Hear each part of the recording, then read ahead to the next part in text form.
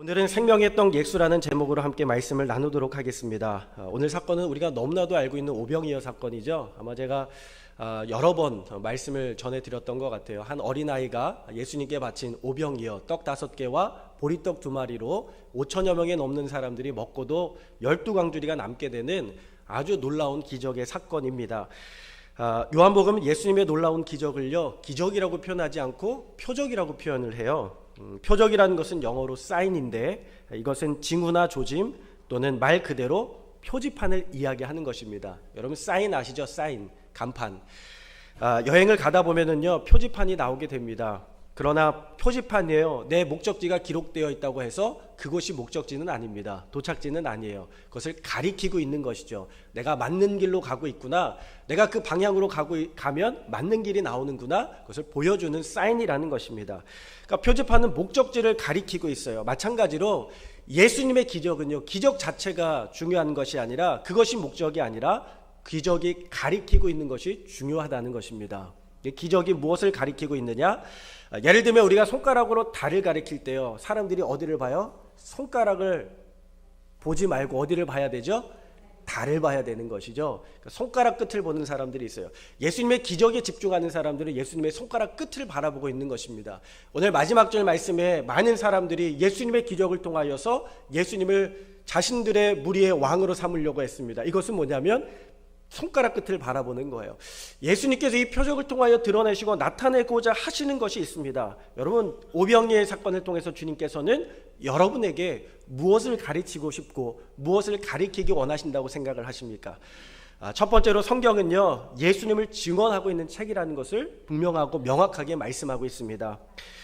오늘 우리가 6장의 사건 이전에 너무나도 중요한 말씀이 기록되어 있는데, 6장 39절의 말씀에 우리 성경이 있으신 분들 함께 찾으시면 좋을 것 같고요, 화면으로 가능하면 한번 찾아서 띄워줄 수 있으면 띄워주시면 좋을 것 같아요. 우리 5장 39절의 말씀입니다. 5장 39절의 말씀, 우리 다 같이 찾아서 한 목소리로 읽도록 하겠습니다. 너희가 성경에서 영생을 얻는 줄 생각하고 성경을 연구하거니와 이 성경이 곧 내게 대하여 증언하는 것이니라. 아멘. 네. 여러분, 성경은요, 무엇이냐면 증언서라는 것입니다. 증언서. 누구를 증언하고 있나요? 예수님을 증언하고 있는 것이 바로 성경이라는 것입니다. 그러니까 여러분, 성경의 66권을 읽으면서 내가 도대체 어디에 있는가, 어디에 서 있는가, 무엇을 봐야 되는가 헷갈릴 때가 얼마나 많이 있습니까? 얼마나 어려운지 몰라요, 성경 가끔 읽으면서. 그런데 우리가 놓치지 말아야 될 것은 무엇이냐면 이 성경 66권 전체를 통들어서 예수를 그리스도로 고백하고 이야기하고 있다는 것입니다. 그러니까 예수 믿으면 여러분 어떻게 됩니까? 어떻게 되죠? 영생을 얻습니다. 천국에 가게 됩니다. 예수 안 믿으면 어떻게 갑니까? 지옥에 가게 됩니다. 예수 안 믿어서입니까? 맞습니다. 예수 안 믿으면요, 생명이 없기 때문에 죽을 수밖에 없는 것입니다. 그래서 멸망하게 되는 것이죠. 좀 더 설명하자면 where you stand, 어디에 서 있는가가 참 중요해요. 자리가 어디냐가 참 중요합니다. 여러분, 예배 자리도요, 자리가 어디냐가 참 중요합니다. 구덩이에 남 머리 뒤에 숨어 있는 사람은요, 은혜 못 받습니다.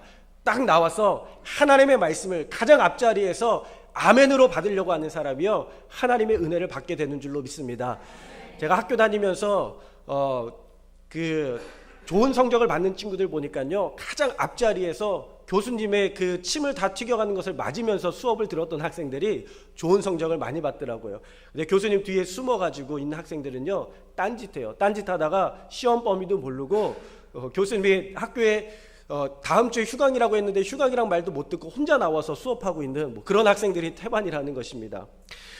여러분, 내가 어디에 서 있는가, 어느 자리에 앉아 있는가가 너무나도 중요한데, 예를 들면 차를 잘 타야 되는 것과 마찬가지예요. 어느 버스가요, 전용차선을 달리고 있었습니다.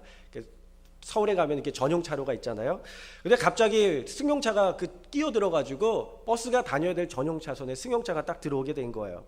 그러니까 버스 기사가 어떻게 하겠어요? 승용차 보고 비키라고 빵빵빵빵 거리고 이렇게 쌍라이트를, 하이라이트를 막 날렸습니다. 그러니까 이 승용차 타고 가던 사람, 운전하던 사람이요, 기분이 나쁜 거예요. 그래서 중간에 차를 그냥 세워버렸습니다. 그리고 내려서 버스 문을 막 두들기는 거야, 열어달라고. 이 버스 기사가 문을 열어주니까 차에 타가지고 막 화를 내면서 왜 빵빵거리냐고 그러면서 막 화를 내니까요, 이 버스 기사가 당황해가지고 문을 닫고서는 그냥 버스를 출발해 버렸어요. 그러니까 이 운전자가 이 사람이 이번에는 당황이 된 거예요. 그래가지고 막 빨리 내려달라고 욕하고 막 소리 지르고 빨리 내려줘 임마 막 욕을 하면서 고래고래 소리를 지르니까 이 버스 운전기사가 뭐라고 그랬는지 아십니까? 벨 눌러 임마 하고 이야기했다는 거예요. 벨 누르라는 거예요. 여러분 어디에 타고 있느냐가 너무나도 중요한데 제가 이야기하고 싶은 것은 이것이에요. 에레나 선교사라는 사람의 간증인데 어느 날 시외로 가는 버스를 타고 이동 중에 있었습니다. 이제 차가 출발할 때 항상 기도하는 습관이 있어서 기도하는데 하나님께서 마음 가운데 음성을 주시는 거예요. 버스에서 내려라. 하나님께서 강력한 음성을 주셨습니다. 이미 버스는 출발했고요. 사실 정류장이 아닌 곳에서 내리는 것은 쉽지가 않습니다. 더군다나 시외버스가 고속도로를 향해서 달려나가고 있는데 어디에서 설 수 있겠어요? 위험하잖아요. 그런데 또 한 번 하나님 앞에 기도하는데 하나님께서 성령님의 음성을 통하여 강력하게 그 마음 가운데 주시는데 내리라는 거예요. 내리라는 거예요. 그러니까 이분이 정말 성령님의 음성이 어쩔 수 없어서 기사분께 말씀드려서 저 내려주세요. 내려주세요. 그러니까 안 됩니다. 정류장이 아닌 곳에는 내려줄 수가 없습니다. 그렇게 배를 누르시고 다음 역에서 내리세요. 이렇게 이야기를 하는 것입니다. 그런데 성령님께서 강하게 역사하시니까 가만히 있을 수가 없었어요. 그래서 기사님 저 좀 내려주세요. 하나님이 내리래요. 하고 이야기를 하니까 이 어이가 없으신 기사님이요. 이 아주머니를 길 중간에 가다가 길가에다 내려드렸습니다. 정류장은 아니지만 그냥 내려드렸습니다. 이 기사가 보기에 얼마나 이상한 사람이에요. 뭐 저런 사람이 돼 있어. 무슨 하나님이 내리라고 그래서 내린 사람이 어디 있어. 정류장에서 내려야지. 그리고 내려주고 이상한 눈빛으로 쳐다보고는 버스는 출발을 했습니다. 그런데 놀랍게도 그 버스가 큰 길을 가다가 독일에서 일어난 사고인 것 같아요. 가다가 커브길을 돌면서 차가 굴러떨어졌어요. 그래서 그 차에 타고 있었던 많은 사람들이 죽게 되었습니다. 이분이 굉장한 간증이 생겼잖아요. 그래서 이분 목사님의 부탁으로 교인들 앞에서 이 충격적인 사건을 간증을 하게 되었어요. 내가 하나님의 음성에 순종했더니 하나님께서 나를 살려주셨습니다 하면서 이렇게 간증을 했어요. 근데 간증이 다 끝나고 나서 많은 사람들이 은혜 받고 이렇게 기도했는데 한 사람이 와가지고 이렇게 이야기하는 거예요. 아니 당신 혼자 살아남았는데 그 차에 타고 있던 사람들 다 죽었는데 뭐가 좋다고 와서 간증하냐는 거예요. 그러니까 이 집사님이 생각하기에 그것도 맞는 것 같아요. 나 혼자 살아남았는데 내가 무슨 부끄러워가지고 무슨 이것이 자랑이라고 사람들 앞에 이야기를 할 수 있을까. 그 이야기를 들으니까 마음이 너무나도 불편하고 편치가 않은 거죠. 그래서 또 하나님 앞에 기도하는 거예요. 하나님 어떻게 합니까? 그랬더니 하나님 왜 저에게만 말씀하셨습니까? 왜 다 죽고 저만 살려주셨습니까? 하나님 앞에 그렇게 기도하니까 하나님께서 그에게 이렇게 말씀하셨다는 것입니다. 나는 모든 사람에게 이야기했다. 그런데 너만 들었다. 너만 들었다. 여러분은 어느 버스를 타고 계십니까? 곧 머지않아 정복될 사망의 버스를 타고 계십니까? 아니면 그 사망의 버스에서 내려서 생명의 버스를 타고 나아가는 생명의 사람들이십니까? 여러분 왜 예수를 믿어야 됩니까? 세상의 모든 사람들이 타고 있는 버스가 사망의 곳으로 가는 버스이기 때문에 그렇습니다. 우리가 그곳에서 내려서 생명이신 예수님께서 운전하시는 생명의 버스로 갈아타야 되는 것이죠. 여러분 이 성경이 기록된 것은요 그냥 기록된 게 아니에요. 그냥 마구잡이로 편집이 돼서 기록된 것이 아닙니다. 생각나는 대로 성경이 기록되었다거나 여러 가지 사건들이 수집되어서 모아진 그런 컬렉션북이 아닙니다. 성경은 기원전 구약시대의 창세기부터 기원 후 신약시대의 요한계시록의 말씀까지 성경이 아무렇게나 기록되거나 격언이나 지혜나 역사에 관한 사건들을 좋은 것들만 모아놓은 것이 아니라 성경은 처음부터 끝까지 한 가지의 주제로 기록이 되어 있는데 예수가 그리스도라는 것입니다.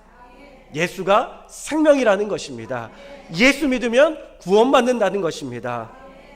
하나님은 세상에 수많은 사람들을 보내서 죄와 사망에 매여있는 인생들, 죽을 인생들에게 말씀하시는 거예요. 아브라함을 보내시고 모세를 보내시고 사무엘을 보내시고 엘리야, 엘리사, 이사야, 예레미야와 같은 선지자들을 보내셔서 하나님은 믿지 않았던 요나를 보내셔서 아수르의 니느웨 성읍에 요나를 보내셔서 생명의 말씀을 듣게 하시죠. 여러분 듣고 순종하는 자는 하나님의 구원을 받게 되지만 그러나 듣지 않고 거부하는 자들은 하나님의 저주와 심판 가운데에 죽음을 당하게 된다는 것을 여러분 우리가 깨달아야 될 줄로 믿습니다. 그리고 오늘날 예수님을 이 땅 가운데 보내주시고 성령을 보내주시고 제자들을 보내시사 예수님이 생명이신 것을 우리 가운데에 증거하는 말씀이 바로 성령인 줄로 믿습니다. 여러분 예수님을 믿으시기 바랍니다. 예수님이 생명임을 믿으시기를 바랍니다. 그리고 예수님의 생명 안에 사실 수 있기를 주님의 이름으로 축원합니다. 여러분, 하나님을 떠난 인생은요, 물고기와도 같은 거예요. 물고기가 물속에 있어야 살죠. 물 밖에 나오면 어떻게 됩니까? 말라서 죽게 되는 것입니다. 물 밖에 나와도 잠시 살아있을 수는 있습니다. 잠시 살아있는 거예요. 그런데 죽음을 향해 가는 것입니다. 그래서 물 밖에 있는 고기는 다시 물속으로 들어와야 되는 것이죠. 여러분, 하나님을 떠난 인생들은요, 물 밖에 있는 물고기와 같습니다. 곧 죽을 것이고 죽음이 그 앞에, 코앞에 와서 있는 거예요. 그러나 예수님을 믿는 자들은 예수님을 주인으로 모시고 심령의 예수님을 모시고 살아가는 사람들에게는 하나님의 생명의 역사가 귀한 삶에 가득하게 흘러나오게 되는 줄로 믿습니다. 여러분, 두 번째로요, 예수님은 생명의 양식이라는 것입니다. 구약에 보면요, 하나님께서 광야에서 이동하면서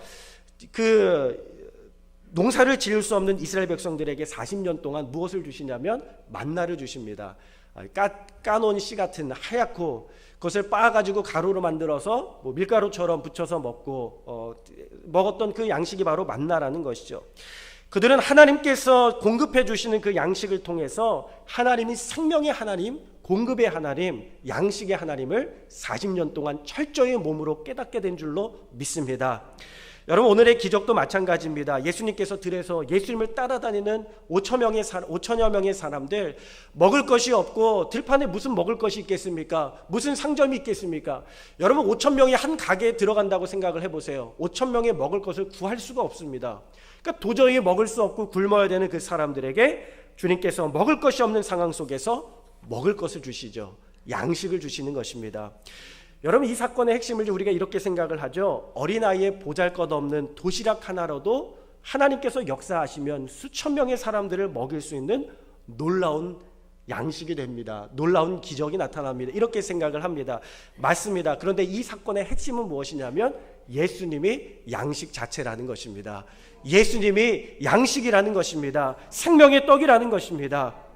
주님께서 이 사건 뒤에 요한복음 6장 35절에서 이렇게 말씀을 하세요. 6장 35절의 말씀을 우리 다 같이 함께 읽어보도록 하겠습니다. 예수께서 이르시되 나는 생명의 떡이니 내게 오는 자는 결코 줄이지 아니할 터이요 나를 믿는 자는 영원히 목마르지 아니하리라. 아멘. 여러분, 오병이어의 사건을 전후로 해서 예수님이, 성경이 증언하는 것이 바로 예수님, 생명이 바로 예수님이라고 이야기하고 있고, 오병이어 사건의 뒤에는 예수님이 곧 누구라고 증언하고 있습니까? 생명의 떡이라고 증언하고 있어요. 생명의 양식이라고 증언하고 있습니다.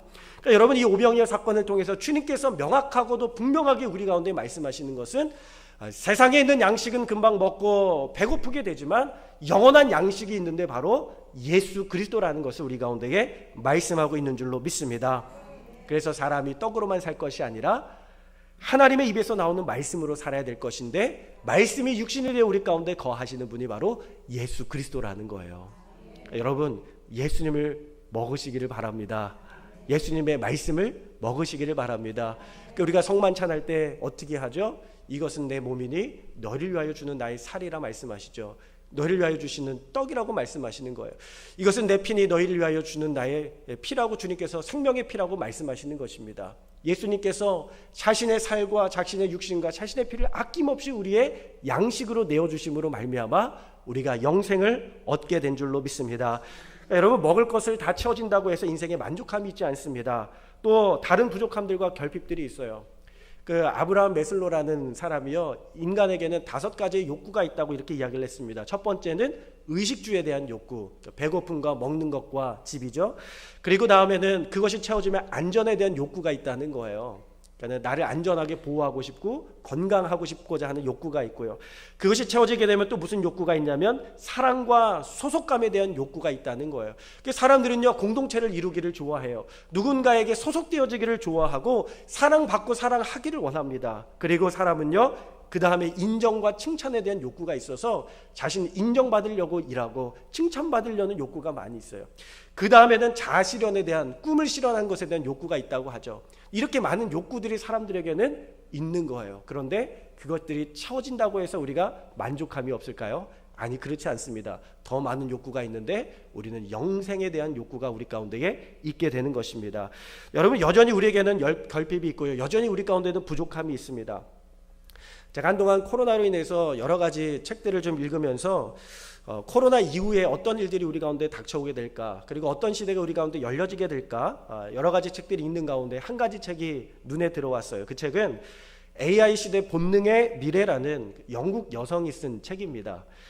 이 책에서는 앞으로 AI 시대에 바뀌게 될 우리의 어떤 원초적인 경험들에 대해서 크게 네 가지 부분으로 나눠서 이야기를 하고 있어요. 그러니까 하나는 배우자를 대체하는 성적인 로봇에 대해서 이야기를 하고 있고, 하나는 고기인데 실험실에서 배양하는, 실험실에서 태어나는 고기, 그리고 인공자궁과, 그리고 마지막으로는 사람들의 생명을 종료시켜주는 그러한 기계에 대해서 이야기를 하고 있습니다. 뭐 간단하게 이야기하자면 사람들의 욕구가 있는데 그 욕구의 원초적인 욕구의 실현을 위해서 현대적인 기술로 해결하려고 하지만 그것이 또 다른 문제점을 낳게 되고 결국 사람들의 고유한 가치를 잃어버릴 수 있다.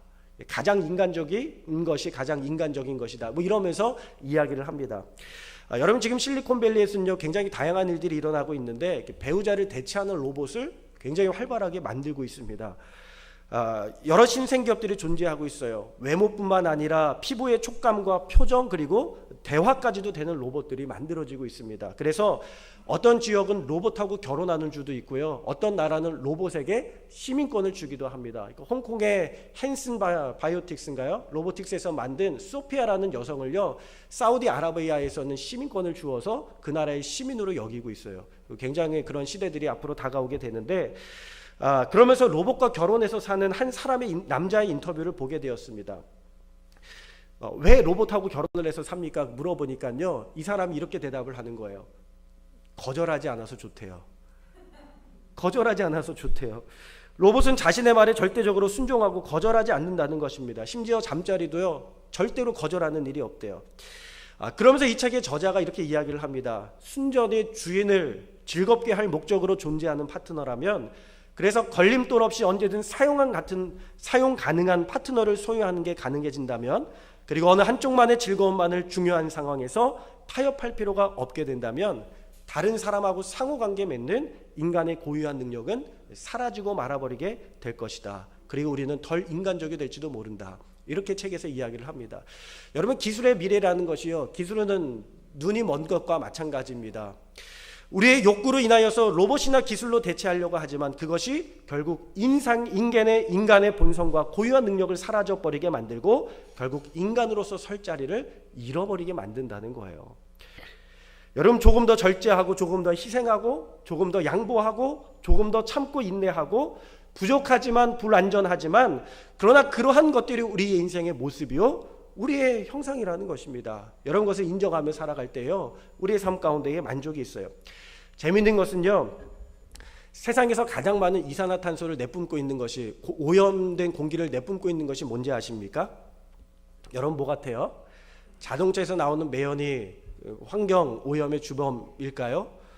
아니면 석탄이나 석유 발전소에서 나오는 것이 환경 오염의 주범입니까? 물론 주범이죠. 근데 더 많이 내뿜는 것이 있답니다. 그게 뭐냐면 가축에서 나오는 가스라는 거예요. 가축에서 나오는 이산화탄소와 가축에서 나오는 그 메탄가스들이 더 공기 중에 많이 나온다는 것입니다. 가축을 왜 키우죠? 우리가 고기 먹으려고 키우잖아요. 그래서 그런 것들을 대체하는 사업으로 이 비건주의자들이요 축산업을 반대하고 나섰어요. 그래서 탄생한 고기가 바로 실험실 고기입니다. 고기를 어디서 만드냐면 실험실에서 만드는 거예요. 그러니까 세포를 하나 떼어다가 이 세포가 증식하잖아요. 우리 세포는요 죽을 때까지 증식합니다. 그 세포를 떼어다가 실험실에 깨끗한 곳에다 놓고 증식시키는 거예요. 그러면 한 10주 정도가 지나면 어떻게 되냐면 햄버거 아시죠? 햄버거 패티 한 장 만들 수 있을 정도의 양이 나온다고 합니다.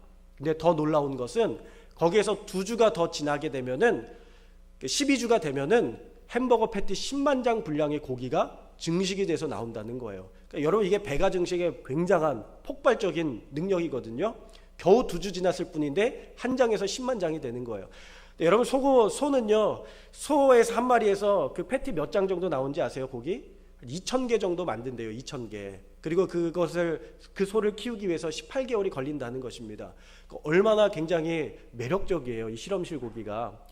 근데 여러분, 이 실험실 고기에 굉장히 큰 두 가지 문제점이 있는데, 하나는 이 순수한 근육 조직으로 고기를 만들기 때문에 근육이요, 그 고기가 물컹하다는 거예요. 그리고 고기를 씹으면 이렇게 아삭아삭하고 뭐 이렇게 씹히는 촉감이 있어야 되는데 굉장히 물컹물컹거리고 순두부를 씹는 것 같다는 거예요. 그래서 그것을 촉감을 늘리기 위해서 여러 가지 화학적인 약품들을 넣고 화학적인 첨가물들을 넣고 이 고기의 색감 빨간색을 내기 위해서 색효를 넣고 결국에는 이 고기가 어떤 고기가 되냐면 순수한 고기가 아니라 화학 첨가물로 덕지덕지한 그러한 고기가 되어버린다는 것입니다. 사람들은 그것을 잘 모른다는 거죠. 또 하나는 뭐냐면 이 아무 조직이나 떼어난다고 해서 이게 배양이 되는 게 아니라는 거예요. 그래서 어디서 떼어내야 되냐면 소의 태아 있잖아요. 엄마 뱃속에 있는 소 태아의 그 심장에 있는 피로부터 혈청으로부터 뽑아내야 된다는 것입니다. 그러니까 그 세포를 얻기 위해서 엄마의 뱃속에 있는 태아를 죽이는 거예요. 소를 죽이는 거예요. 그렇게 해서 그 피를 뽑아내고 소는 폐기 처분한다는 것입니다. 근데 그것은 알지 못하고 사람들이 깨끗한 고기, 실험실에서 태어난 고기라고만 알고 그것을 선호하면서 기술을 개발하고 있다는 거예요. 이것이 한계점이라는 것입니다. 여러분, 우리 인생 가운데 참 많은 문제들이 있어요. 이것이 기술로 만들어내려는 인공 고기의 현재의 모습이라는 것입니다. 그러면서 정말 중요한 화두를 던집니다. 무엇이냐면 우리에게 언제나 고기를 절제할 힘이 있다. 진짜 힘은 거기에 있고 기술을 익히는 게 아니라 우리의 욕망을 재갈 물리는 데 있다.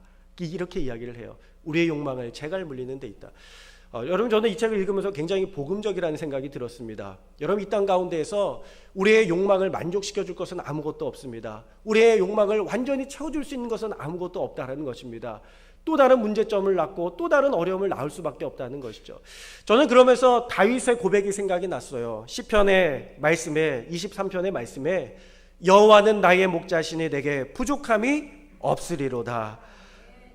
여호와는 나의 목자시니 내게 부족함이 없으리로다. 여러분, 이것이 다윗의 고백이지 않습니까? 그가 모든 부귀와 영화를 다 누린 사람이었어요. 여러분, 어쩌면 시대가 조금 더 지나가면은 우리 인생의 수명이 굉장히 늘어날지 모르겠어요. 우리가 100년 넘게 살지 않습니까? 굉장히 생명이 연장이 되었어요. 그런데 앞으로 시대는요, 모든 것을 다 대체할 시대가 되면은 한계가 없어요. 100년, 200년, 300년의 시간을 살아갈지 모르겠어요. 그러면 그 사람들에게 있어서 중요한 것은 무엇이냐면 더 오래 사는 것이 아니라 어떻게 죽어야 되는가가 고민이 되는 것이고, 죽음 이후에 어떤 문제가 닥쳐 있는가가 중요한 것인데, 그것은 과학으로 기술로도 아무것도 풀어줄 수 없어요. 오직 성경 안에만 그 답이 있습니다. 여러분, 한 번 죽는 것은 사람에게 정하신 것이요 그 후에는 심판이 있으리니 그 심판 이후에는 영원한 하나님의 나라와 영원한 지옥에서 살아가게 된다는 것을 우리가 깨닫고 예수를 구주로 영접하고 생명으로 모시고 살아갈 수 있는 저와 여러분이 다 되어야 될 줄로 믿습니다. 주님을 목자로 삼아 주님의 주시는 꿀을 만족하며 살 때에 우리 인생 가운데 만족함이 있다는 것이죠. 세상의 것은 채워도 곧 부족함을 느끼게 됩니다. 우리를 만족하고 채워주실 분은 오직 예수 그리스도밖에 없다는 것을 여러분 기억하시고 생명이신 예수님을 여러분의 양식으로 삼으시는 저와 여러분 다 될 수 있기를 주님의 이름으로 축원합니다. 그러면 배부르게 먹고도 남게 되는 놀라운 충만함의 역사가 저와 여러분의 삶에 가득하게 부어지게 될 줄로 믿습니다.